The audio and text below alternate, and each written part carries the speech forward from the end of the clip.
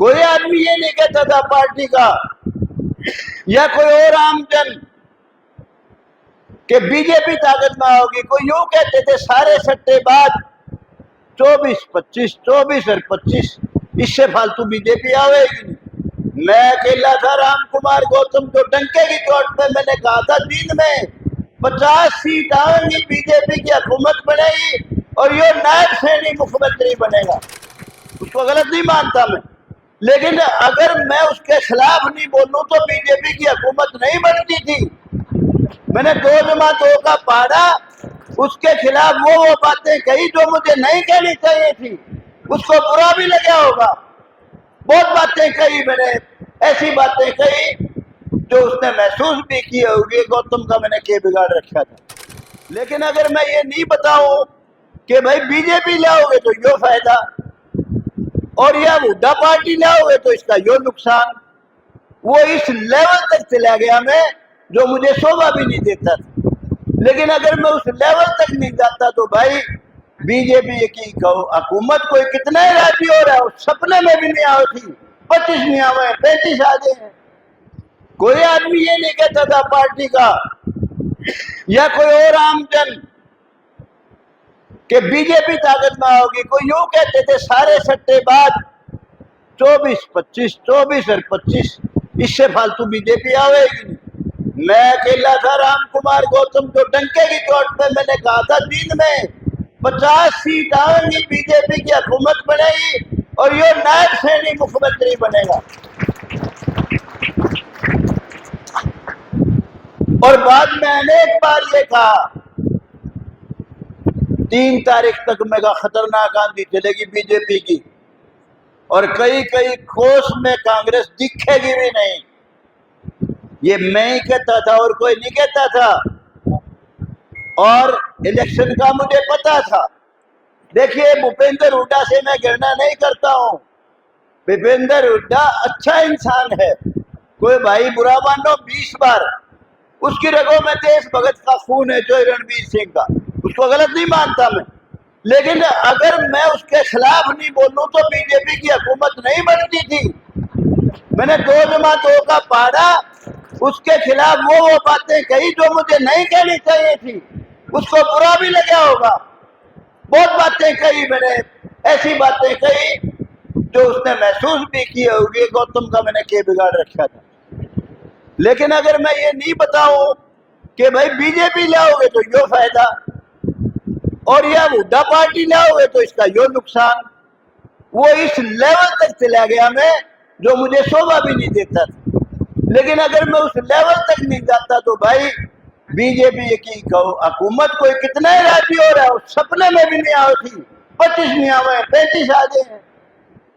ये जो खेल था मेरा जो 2+2 का, आज कोई मानो ना मानो 2+2 पढ़ाया है सबको।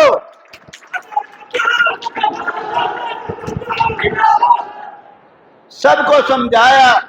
देखो भाई, अगर बीजेपी को बनाओगे तो नायब सैनी मुख्यमंत्री बनेगा, सबको सबका हक देगा, 36 बरादरी का हकूक वाली पार्टी बनेगी।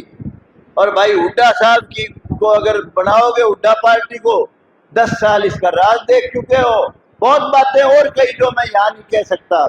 उसके खिलाफ बोला मैं, उसे नफरत नहीं करता हूं, लेकिन फिर भी बोला, राज आवा ही नहीं था वरना किसी सूरत में भी। और मैंने कहा भाई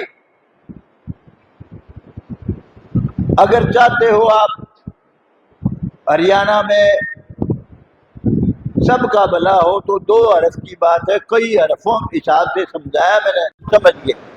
कोई मानो ना मानो उसकी चिंता नहीं करता हूं मैं। कोई भाई राजी हो रहा हूं तेरी वजह से बन गई। हाँ, नायब सैनी को अगर चीफ मिनिस्टर नहीं बनाते, सपने में भी बीजेपी आवे नहीं थी किसी सूरत में भी। नायब सैनी एक ट्रम्प कार्ड था, ट्रम्प कार्ड, जीत का पत्ता। गरीब लोगों में एक मैसेज गया, सैनी में, बैकवर्ड में और डाउन ट्रोडर, छोटे मोटे गरीब गुरबे मेरे जैसे, और टिकटें भी बीजेपी ने समझदारी में सीट नहीं था।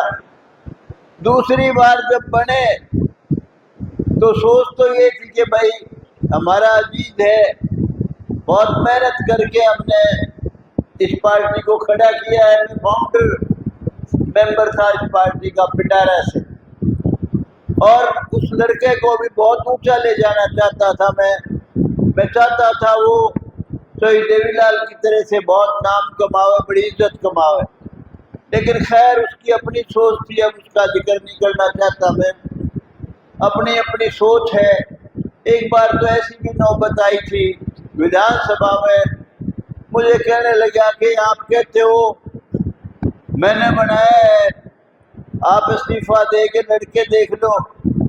तो मैंने कहा भाई तू तो ब्रजेंद्र की माँ से भी हारा था और 45,000 वोट से जीत गया। मैं कहा भाई तू इस्तीफा दे दे, लेकिन कुदरत की बात है, मेरे ख्याल में चौथा नंबर पे है शायद, और जमानत भी जब्त हुई है। एक उसका भाई जरूर अच्छी वोट ले गया, बाकी कहीं कोई पार्टी का कोई आदमी जीता नहीं। और मेरा तो फिर सूत बैठ गया, सफेदों से उतरने के लायक नहीं है, उतर नहीं सकते, इतनी ताकत भगवान बड़ी कुर्सी बिठाओ जब जाके उतरे भाई, ठीक है ना। वो हमारे बड़की नहीं, हमने तो छोटी मोटी का सूत बैठे का सुरा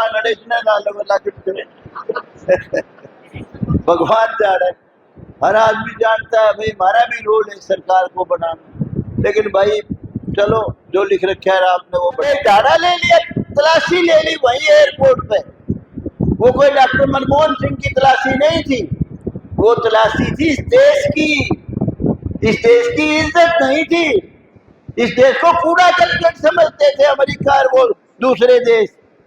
नरेंद्र मोदी ने पहली बार बताया हिंदुस्तान है यो, पाकिस्तान नहीं है, और मंदिर बनेगा तो अयोध्या में बनेगा और के मक्का मदीना में बनाओगे इसको। बहुत बड़े काम किए हैं। मैंने कहा भाई इस पार्टी को बनाओ, इस पार्टी को बनाओगे तो नरेंद्र मोदी को भी ताकत मिलेगी जिसने देश को दुनिया में जनाया है।